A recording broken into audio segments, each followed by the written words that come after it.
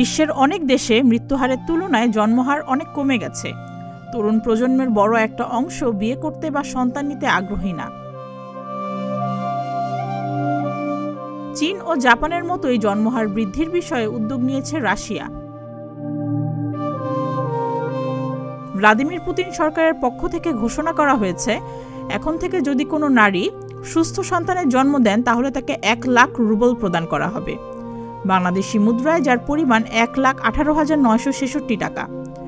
রাশিয়ার সংবাদ মাধ্যম দ্য মস্কো টাইমস এক প্রতিবেদনে এ তথ্য জানিয়েছে।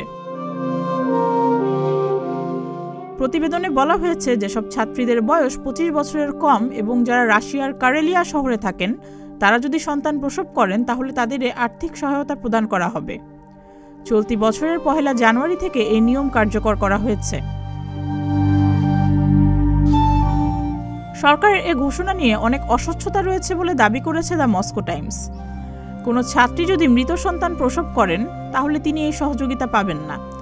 এছাড়া প্রসবের পর যদি সন্তানের মৃত্যু হয় কিংবা ভূমিষ্ঠ হওয়া শিশুর যদি কোনো শারীরিক সমস্যা হয়, এ আর্থিক সহযোগিতা পাওয়া যাবে কিনা সেটা বলা হয়নি।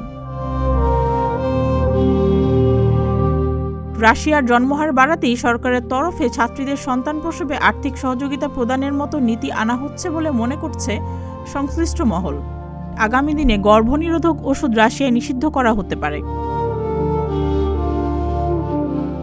2024 সালের প্রথম 6 মাসে রাশিয়ায় 5,99,600 বাচ্চার জন্ম হয়েছে, যা 25 বছরের মধ্যে সবচেয়ে কম।